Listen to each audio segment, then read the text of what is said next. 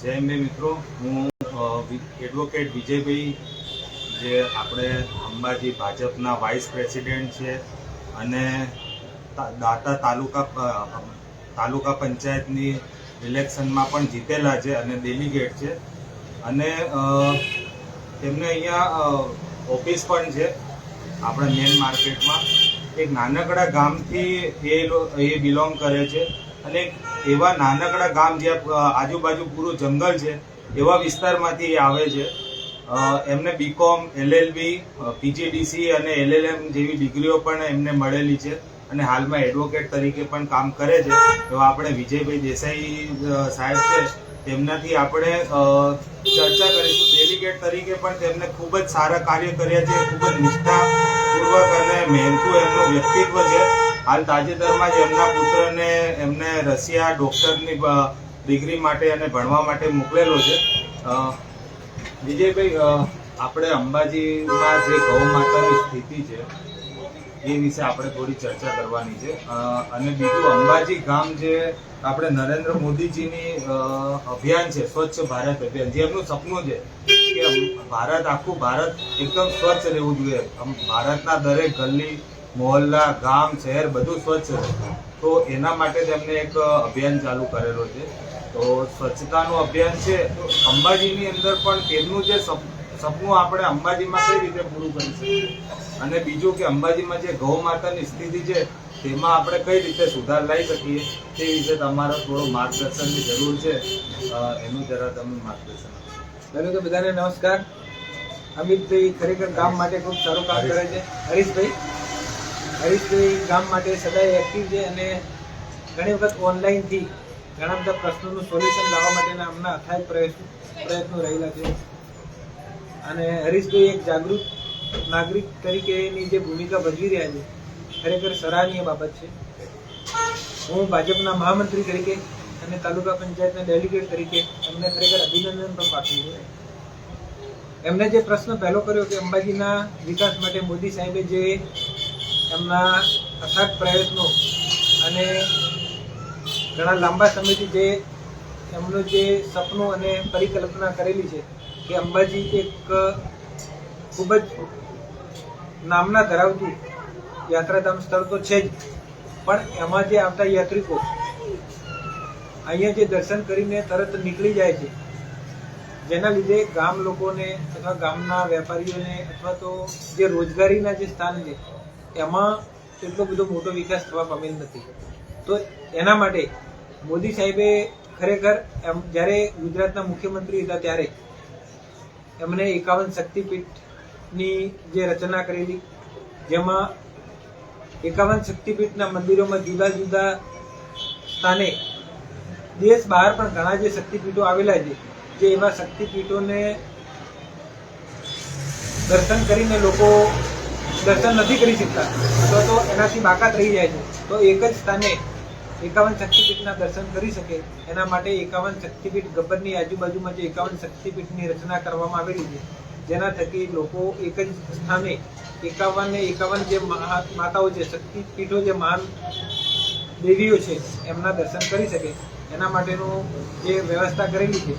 તો એના માટે સરકાર પણ હાલમાં જેન કેન પ્રકારે એમાં સહભાગી થઈ અને એ 51 શક્તિપીઠમાં વધારેમાં વધારે સંખ્યા આવે અને જે 51 શક્તિપીઠ અને અંબાજીને આજુબાજુના યાત્રાધામ સ્થળો છે એનો વિકાસ થાય, તો લોકો અહીંયા રોકાઈ શકે અને અંબાજીનો સારો વિકાસ થાય અને લોકોને રોજગારી પણ સારી મળે. એ રીતનો જે પ્લાનિંગ છે એમાં સરકાર ખૂબ જ સારી મહેનત કરી રહી છે. પણ એની સાથે સાથે અંબાજી ગામમાં જે એમને જે સ્વચ્છતાની જે વાત કરી, તો એના માટે પણ હાલની દ્રષ્ટિએ જો જોવા જઈએ તો અંબાજીમાં ખરેખર ગંદકીનો સામ્રાજ્ય વધી ગયું છે. અને એ બાબતે અમારે દુઃખ સાથે કહેવું પડે છે કે સરકાર જે એનું પ્લાનિંગ કરી રહી છે, યાત્રાધામ જે વિકાસ માટે જે પ્લાનિંગ કરી છે, સફાઈ માટેનું પણ જે પ્લાનિંગ કરે છે, પણ અંબાજી ગ્રામ પંચાયત હોવાથી એની અમુક લિમિટેશન છે. તો એના લીધે સાફ સફાઈ જે પ્રમાણમાં યાત્રાધામના પ્રમાણમાં રહેવી જોઈએ એવી રહેતી નથી. તો એના માટે અંબાજી ગ્રામ પંચાયતે, યાત્રાધામ વિકાસ બોર્ડે જે રસ્તા ઉપરની જે સાફ સફાઈ છે એના ઉપર ધ્યાન કેન્દ્રિત કરે જ છે, પણ જે અંબાજી વિસ્તારમાં જે યાત્રિકો આવે છે તો ખરેખર જે બધી ધર્મશાળાઓ, ગેસ્ટ હાઉસો, અંબાજીનો જે રહેણાંક વિસ્તાર છે એ બધો અંબાજીના મેઇન રસ્તાઓથી અંદરના ભાગે આવેલો છે. તો અંદરના ભાગની જે સાફ સફાઈ છે જે યાત્રાધામ વિકાસ બોર્ડ મારફતે કરવામાં આવતી નથી, અને અંબાજી ગ્રામ પંચાયત પણ એની અમુક મર્યાદા છે. તો અંબાજી ગ્રામ પંચાયત મારફતે પણ સાફ સફાઈ જે રીતે થવી જોઈએ એવી થતી નથી. એના લીધે ઠેર ઠેર ગંદકીના ઢગલાઓ જોવા મળે છે. અને જે કચરો નાખવામાં આવે છે, અમુક બહારથી જે કચરો આજુબાજુ સાફ કરે એરિયામાંથી, અને અમુક જે એના જે પ્લેસ બનાવેલા છે એ જગ્યાએ સ્ટોર કરવામાં આવે તો એ કચરો 1-2 દિવસ પડ્યો રહે તો ત્યાં ભારે ગંદકી ફેલાય છે, અને આજુબાજુના લોકોના આરોગ્ય સાથે પણ એ ખૂબ છેડા થતા હોય છે, એવું લોકોની પણ રજૂઆત છે. તો એ જે આ કચરાનો કાયમી નિકાલ કરવા માટે યાત્રાધામ વિકાસ બોર્ડ, અંબાજી ગ્રામ પંચાયત જે એના પગલા ભરવા હોય એ ભરીને કચરાનો કાયમી નિકાલ યોગ્ય રીતે થઈ શકે એના માટે ગામ લોકોની લાંબા સમયથી રજૂઆત છે. અને એ બાબતે આ બાબતને ગંભીર બાબત ગણી અને એનું ધ્યાન લેવા અમારો પણ અનુરોધ છે.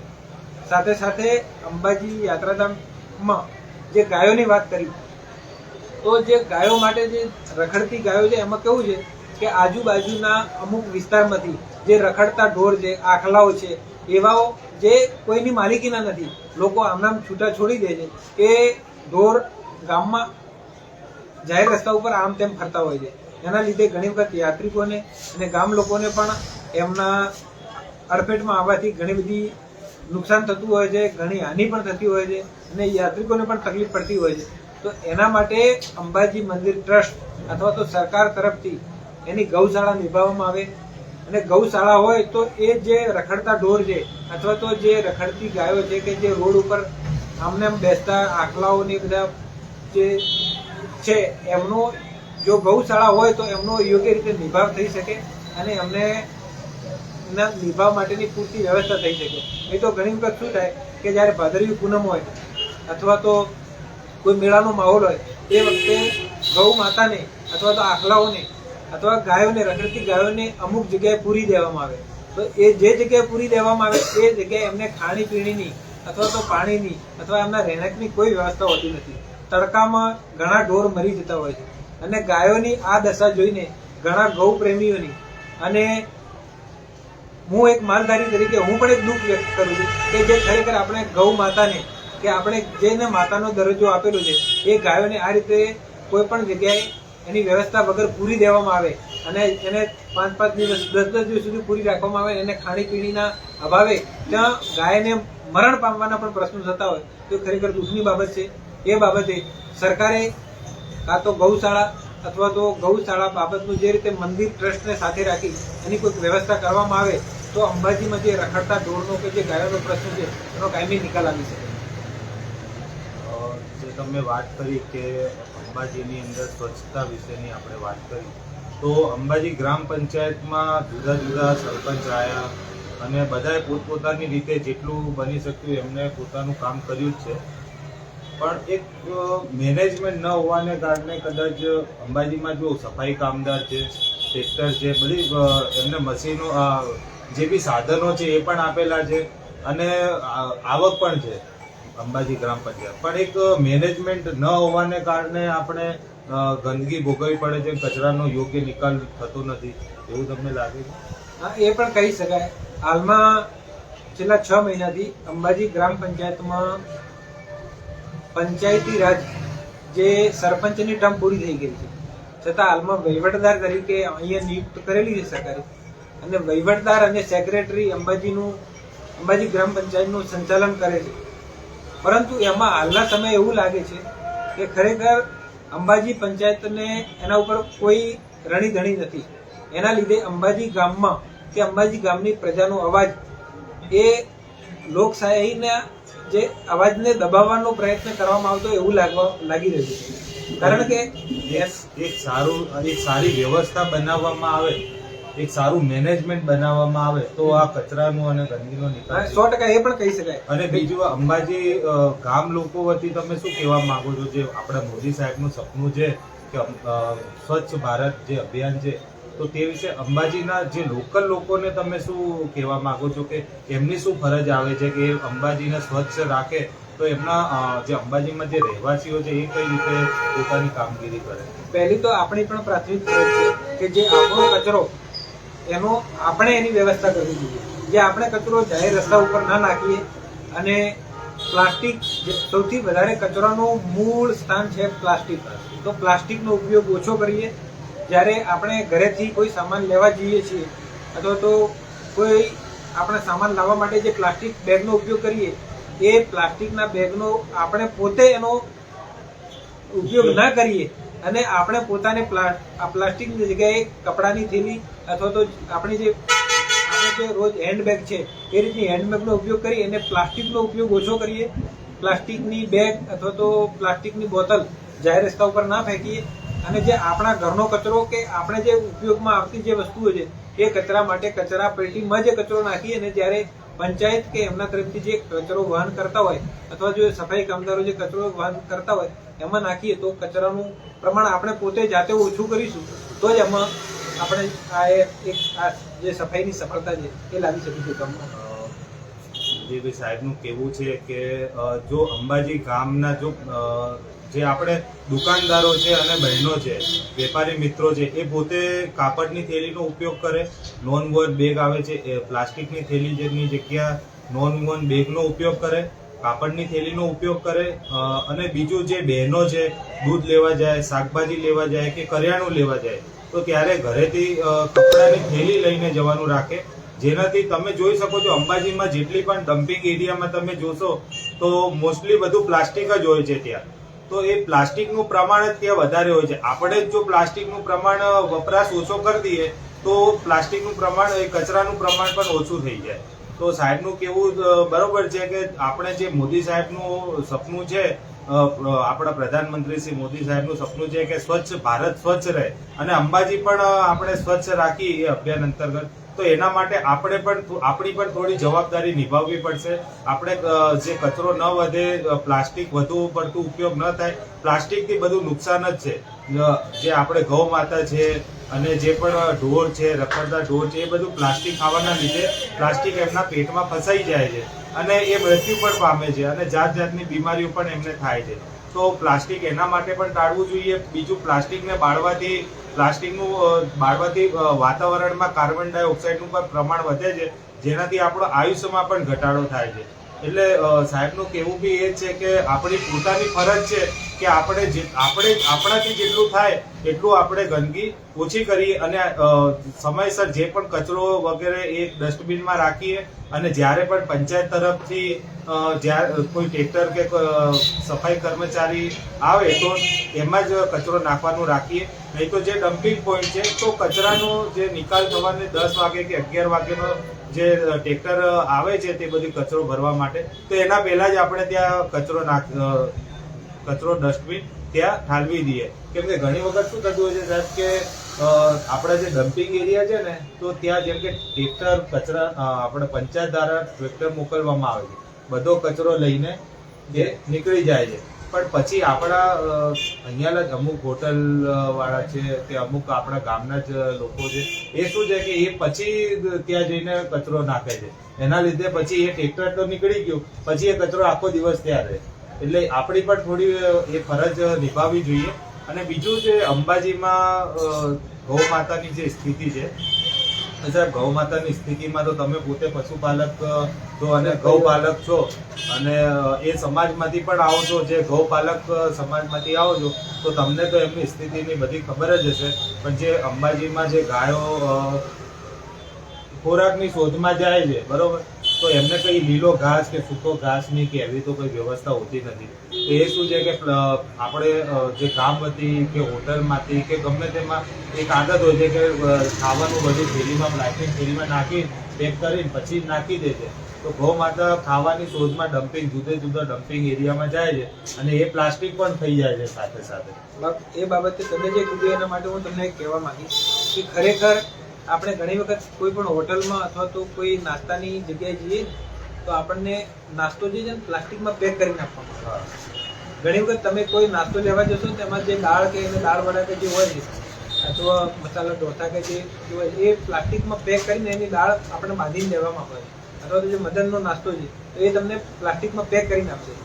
એના પછી શું થશે, એમાં જે ખોરાકનો જે વધી વધી જાય ને એ એમાં રહેતો હોય છે, તો ગાયને એવું જ લાગે છે કે આ બધું સાથે એ, કેમ કે પ્લાસ્ટિકમાંથી કાઢી શકતી નથી, અને પ્લાસ્ટિક સાથે ખાવાથી એના જે પ્લાસ્ટિક એવી એક દૂષણ છે ને કે પ્લાસ્ટિક પેટમાં ગયા પછી પણ ઓગળતું એ નીકળતું નથી અને ના મોઢાથી નીકળી શકે કે ના ગોબરથી એનો નાશ થતો નથી. હા, એ આ એના પેટમાં ફસાઈ પ્લાસ્ટિક છે ને જમીનમાં જો અંદર જાય ને, ખેતીના ખેતરમાં પડ્યું હોય તો એને 100 વર્ષ સુધી એ નાશ પામતું નથી, એને બાળવાથી પણ એ નાશ નથી પામતું. એવી ખરાબ વસ્તુ છે. તો સરકારે એના પર પ્રતિબંધ લાવેલો છે, છતાં પણ જે આપણે ખાદ્ય પદાર્થો છે, ગામ વતી જાગૃત થઈને પ્લાસ્ટિકનો આપણે જાતે જ ખાદ્ય પદાર્થો છે એ દરેક નાસ્તા હોટલ વાળા જે વ્યક્તિ એ પણ ખાદ્ય પદાર્થ પ્લાસ્ટિકમાં પેક ના કરે અને એ વસ્તુ આપણે રસ્તા ઉપર ના ફેંકીએ, તો આપણે પણ એક એટલું પુણ્ય મળશે આપણને કે જે ગૌ માતાના પેટમાં જતું પ્લાસ્ટિક આપણે પહેલા અટકાયેલું છે એ રીતે આપણે એનો પ્રયત્ન કરીશું તો એ એના પેટમાં જતું બચશે અને ગાયની હત્યા થતી અટકશે. કેમ કે ગાય ખરેખર ગાયની એની જે ઠંડા કલેજે જે હત્યા કહેવાય ને એ પ્લાસ્ટિકના લીધે જ થાય છે.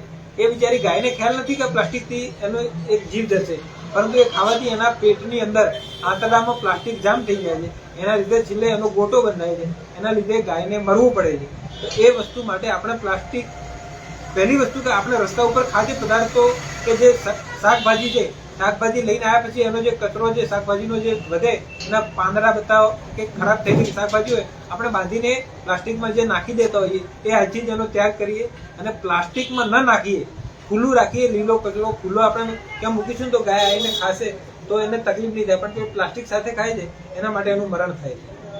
અંબાજીમાં ઘણી ગૌ માતાઓનું મૃત્યુ પ્લાસ્ટિક ખાવાના લીધે થઈ ચૂક્યું છે. અમારે બંસી ગૌ સેવા અને ગૌરી ગૌ સેવામાં જે કાર્યકર્તાઓ છે એમની સાથે વાત થઈ તો એમને જ્યારે ગાયની પોસ્ટમોર્ટમ કર્યું તો એમાંથી 24 કિલો, 22 કિલો, 20 કિલો પ્લાસ્ટિક નીકળે છે. એટલે એમનું જે મૃત્યુ થાય છે એ પ્લાસ્ટિકના લીધે જ થાય છે. અને આવી સેંકડો ગાયો અત્યાર સુધીમાં પ્લાસ્ટિક ખાવાના લીધે મરી ચૂકી છે. અને હાલ પણ જે 450-500 ગૌ માતા અને નંદી છે અંબાજી ગામમાં, એમના પણ પેટમાં પ્લાસ્ટિક તો આવી જ ચૂક્યું છે અને એક દિવસ એમનો જીવનનો ઓછો થઈ ગયો છે, એક દિવસ એ મૃત્યુની તરફ જઈ જ રહી છે. અને આપણી એક ફરજ બને છે એક વ્યક્તિ હોવાને કે એક આપણે જે અવતાર મળ્યો છે કે આપણે બધું કરી શકીએ છીએ, બોલી શકીએ છીએ, પણ એક ગાય એવો જીવ છે એ બોલી તો શકતું નથી. હવે એને ખાવાનું તો ખોરાક તો કંઈક ને કંઈક તો ખાશે છે, તો શું છે કે એ ખાવાની શોધમાં પછી ગમે તે થઈ લે છે અને પ્લાસ્ટિક ખાવાને લીધે પણ એમનું મૃત્યુ થઈ જાય છે. બધી જેટલી પણ ગૌ માતાના પેટમાં પ્લાસ્ટિક તો આવી ચૂક્યું છે અને હાલ તાત્કાલિક જો એનું નિરાકરણ નહીં કરવામાં આવે તો જે ગૌ માતા આપણી માતા કહેવાય છે એ પણ બધી મૃત્યુ પામી જશે. તો એના માટે પણ આપણે આના માટે જો અંબાજી ગ્રામ પંચાયતમાં હું ગયો તો અંબાજી ગ્રામ પંચાયતમાં એ સક્ષમ નથી કે જે 400-500 ગાયો છે તેમને કાયમી માટે તેમના ખાવાની, પૌષ્ટિક આહારની, પીવાના પાણીની, રહેઠાણની એવી કોઈ સુવિધા કરી શકે એટલું ગ્રામ પંચાયતમાં કોઈ ભંડોળ કે આવક નથી, એવું સેક્રેટરી સાહેબે મને કીધું. હવે આપણે બીજું મંદિર ટ્રસ્ટ છે, અંબાજી મંદિર ટ્રસ્ટ જો આ જવાબદારી લે તો એ સક્ષમ છે. કેમ કે અંબાજી મંદિર ટ્રસ્ટ ભોજનાલય ચલાવે છે, આ મોનથાળનું બધું આયોજન જ કરે છે, પછી હાલ જ આપણે જોયું કે 51 શક્તિપીઠનું, એટલે આ બધા આયોજનમાં મંદિર સક્ષમ છે. જો મંદિર આ કામ ઉપાડે તો આપણી જે 450-500 ગૌ માતા અને નંદી છે તો તેમનું જીવન સુધરી શકે એમ છે. આના માટે મારું એક એવું સજેશન છે કે ખરેખર અંબાજી મંદિર ટ્રસ્ટ ગૌશાળા માટેની એક વ્યવસ્થા કરે તો એમાં ઘણા બધા બેનિફિટ પણ થઈ શકે. કેમ કે જે ગૌશાળા માટે અમુક મોટી NGO સંસ્થાઓ સેવા કાર્યો માટે લાખો રૂપિયાનું દાન પણ કરતા હોય, તો ગૌશાળા માટે ખરેખર અંબાજીમાં એવી કોઈ વ્યવસ્થા નથી. તો કોઈ પણ સરકારી પડતર જગ્યામાં અથવા તો ફોરેસ્ટની જગ્યામાં મંદિર પાસે તો જો હાલ તાત્કાલિક પૂરતું જો વ્યવસ્થા કરવી હોય તો 8 નંબર જતો જે તલાવડીનો જગ્યા છે એમાં થોડો શેડ બનેલો છે, થોડો શેડ બીજો બનાવવો પડે અને હાલ તાત્કાલિક એમની સુવિધા થઈ શકે એમ છે. ત્યાં બધા નીચી પેલી વસ્તુઓ પડી છે એ તો બીજી જગ્યા પર શિફ્ટ થઈ શકે. તો આપણે એમાં એવું જ મંતવ્ય છે કે ભાઈ અંબાજી મંદિર ટ્રસ્ટ તરફથી એક ગૌશાળા બનાવવામાં આવે તો એ ગૌશાળા નિભાવવા માટે લાખો દાતાઓ છે, ગૌશાળા માટે લાખો દાન પણ આપે અને અંબાજી મંદિર ટ્રસ્ટની જે સંસ્થાઓ છે, હવે તો દાખલા તરીકે ભોજનાલય છે કે બીજી કોઈ સંસ્થાઓ છે, તો અંબાજી ભોજનાલયમાં કદાચ કોઈ વધેલો ખોરાક હોય, બગડેલો ખોરાક હોય, તો એ પણ આમના ફૂડ માટે અથવા તો એમના માટે વાપરી શકાય અને એમાં ઓછા ખર્ચામાં એની ગૌશાળાની નિભાવણી થઈ શકે. મંદિરમાં તો ભંડોળની તો કોઈ કમી છે નહીં, અને ઘણા દાતાઓ એના માટે એવું સ્પેશિયલ ટેબલ રાખવાનું કે ગૌશાળા માટેનું જે કોઈ ડોનેટ કરવાનું હોય તો આ જગ્યાએ તમે કરી શકો છો. તેમાં દિવસે દિવસના દાતા રાખવામાં આવે. અથવા તો આપણે ઉત્તરાયણ ઉપર અહીં જોઈએ તો ઘણી વખત ઘણા દાતા હોય છે, પણ એમને જે ચારો કે બીજો નાખવાનો તો રસ્તા ઉપર નાખતા હોય, કેમ કે ગૌશાળાની વ્યવસ્થા નથી, એમની નિભાવણીની કોઈ વ્યવસ્થા નથી. પણ જો એક ગૌશાળા હોય, ભલે નાની હોય, પણ એ જગ્યાએ સીમિત જગ્યા હોય તો ઘણા બધા દાતાઓ છે કે એમાં ચારો આપી શકે, પાણીની વ્યવસ્થા થઈ શકે, અને ત્યાં શેડ હોય તો ઢોર રહી શકે, અને રખડતા રસ્તા ઉપર ઢોર ના હોય તો યાત્રિકોને પણ કોઈ તકલીફ ના પડે. તો એ બાબતે યાત્રિકોની એક સુવિધા રૂપે જો એક નાની સરખી ગૌશાળા પણ મંદિર ચલાવે તો એક સરાહનીય બાબત ગણાય, અને ગામ લોકો માટે અને ગાયો માટે એ ખૂબ સારું ઉત્તમ પગલું કહેવાય. તો તમે અંબાજી મંદિર ટ્રસ્ટને એ નિવેદન કરો છો કે અંબાજી મંદિર ટ્રસ્ટ વતી એક ગૌશાળા બનાવવામાં આવે. આપણા મંદિર ટ્રસ્ટના ચેરમેન શ્રી કલેક્ટર સાહેબને અમે અંબાજી મંડળ વતી અને ગામ લોકો વતી અને ચૂંટાયેલા પ્રતિનિધિ તરીકે હું એક રજૂઆત કરું છું, અને એમને લેખિતમાં પણ આપણે રજૂઆત કરીશું કે સાહેબ અંબાજી મંદિર ટ્રસ્ટ તરફથી એક ગૌશાળા ચલાવવામાં આવે અથવા તો ગૌશાળાની નિભાવણી કરવામાં આવે તો એક ખૂબ જ સરાહનીય બાબત છે. અમારી જે 450 ગૌ માતાઓ છે એ જે મૃત્યુના આરે છે તો એ બધાનો જીવ બચી શકે અને તેમને કાયમી પૂરતી સારી એવી પૌષ્ટિક આહારની, પાણીની અને રહેઠાણની વ્યવસ્થા થઈ શકે છે. તો એક સાહેબ આ મેસેજ છે ને, એક અંબાજી એક યાત્રાધામ ધર્મનગરી તરીકે જે એનું સ્થાન છે, એમાં શ્રદ્ધાળુઓ, ધર્મપ્રેમી જનતા અને ગૌ માતાના જે રક્ષકો અને ગૌ સેવકો એમને એક એમના માટે ખૂબ જ સરાહનીય સંદેશ જશે. અને જે આ ગાયોની સેવા માટેની એક જે લાંબા સમયની જે માંગણી છે એને પણ એક સ્વીકાર્ય કરવામાં આવે તો ખૂબ જ સરાહનીય બાબત બની શકે. મંદિર ટ્રસ્ટ વતી એક ગૌશાળા બનાવવામાં આવે. સાહેબનું એ જ કહેવું છે કે મંદિર ટ્રસ્ટ વતી એક ગૌશાળા બનાવવામાં આવે અને અંબાજી ગામની અંદર જે 450-500 ગૌ માતા છે જે પ્લાસ્ટિક ખાઈને પોતાનું ખોરાક જીવન નિર્વાહ કરે છે, તો એની જગ્યાએ એમને પૌષ્ટિક આહાર, પીવાનું પાણી અને એક રહેઠાણની સુવિધા કરવામાં આવે તેવું અમારું અને સાહેબનું માનવું છે. અને જો આ વિડીયો આપણે કલેક્ટર સાહેબને પણ તેમના ઈમેલ દ્વારા કે તો વોટ્સઅપમાં મોકલી આપીશું, જેથી તેમને પણ આના વિશેની ખ્યાલ આવે.